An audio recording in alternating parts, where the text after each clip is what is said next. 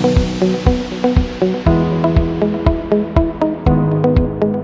की वीडियो में हम बात करने वाले हैं किरचॉफ्स करंट लॉ की, या केसीएल जिसको हम बोलते हैं। तो किरचॉफ्स करंट लॉ क्या है, इसका स्टेटमेंट क्या है, ये जानेंगे।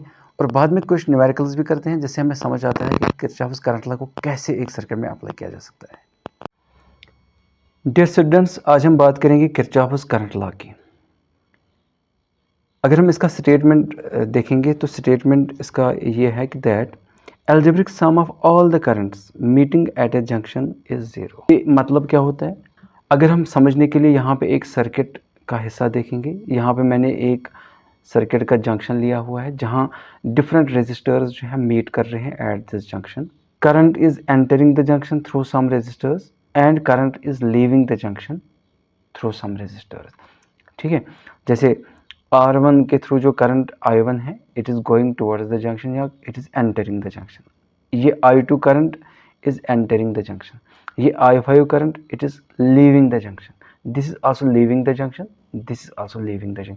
सो 2 currents are entering the junction, 3 are leaving the junction. Okay, तो यहाँ पे हम अब ये किरचॉफ्स लॉ करंट लॉ कैसे समझेंगे। यहाँ पे बोला गया है algebraic sum, the word algebraic sum.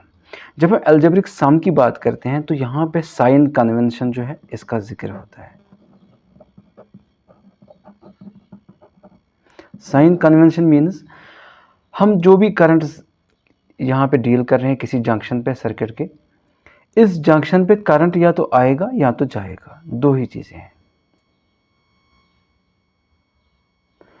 Current इस जंक्शन पे या तो आएगा या करंट लीव हो जाएगा। ठीक है, अगर ये करंट हम एज्यूम करेंगे, अगर ये करंट जंक्शन की ओर जा रहा है यानी कि एंटर कर रहा है, उस चीज़ को हम पॉजिटिव लेंगे। किसको? Current entering the junction.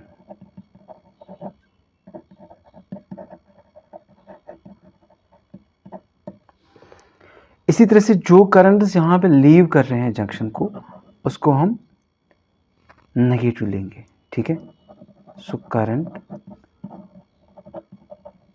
leaving the junction. So all those currents which are entering the junction, that we will take positive, and all those currents which are leaving the junction, that we will take negative. तो sign convention यही चीज़ होता है।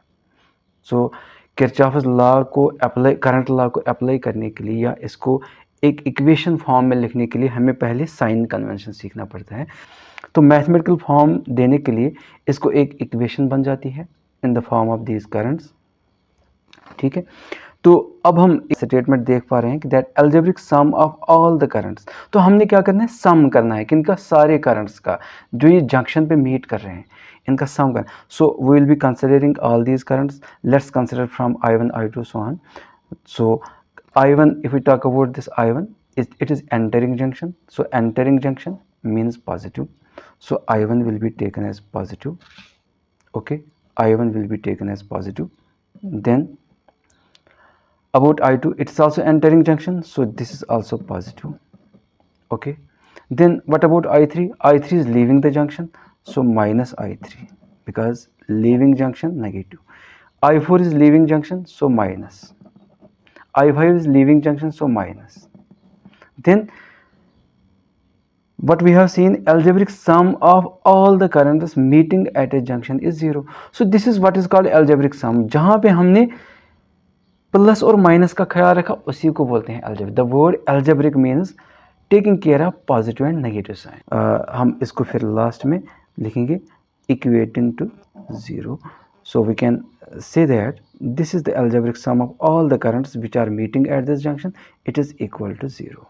इसको हम simplify और भी कर सकते हैं, ऐसे भी लिख सकते हैं और I1 plus I2 equal to I3 plus I4 plus I5।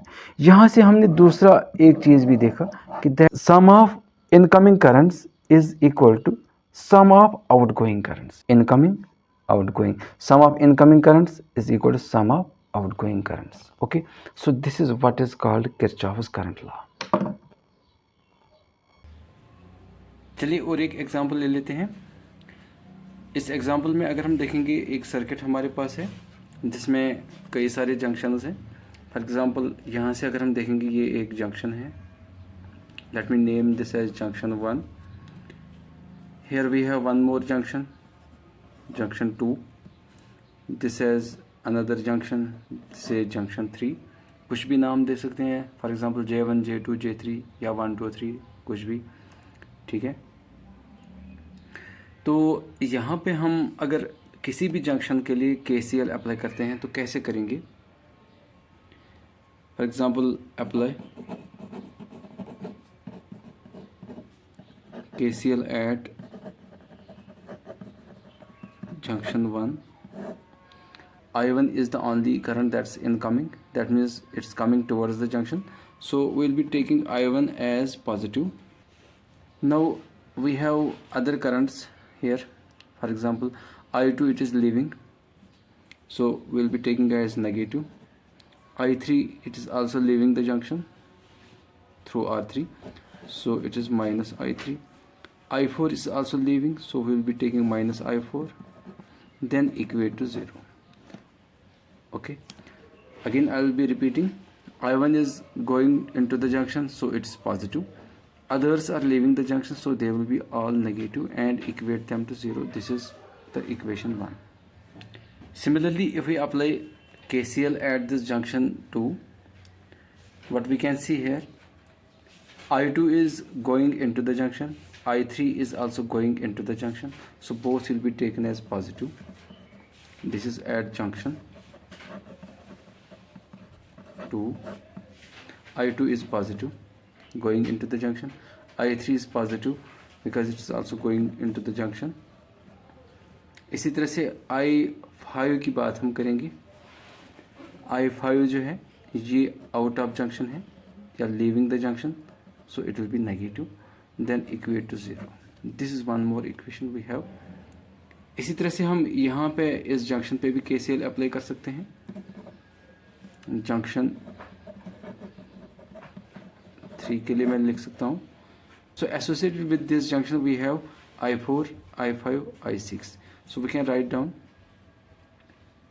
for this junction 3, I4 is coming towards the junction, so I4 plus, then I5 is also going into the junction, towards junction, because this is a series combination.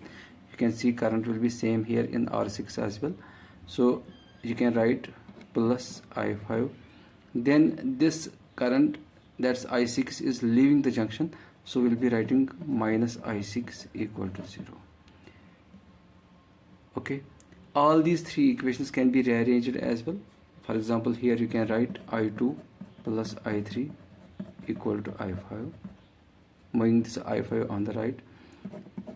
इसी तरह से I4 plus I5 we can write as equal to I6. इसी तरह से यहाँ पे इसको भी लिख सकते हैं I1 equal to I2 plus I3 plus I4. ठीक है. One more thing that you can see here, this I6, you can see this is here a series combination of elements, so I6 will be as same as I1, so you can also write down I6 is also equal to I1.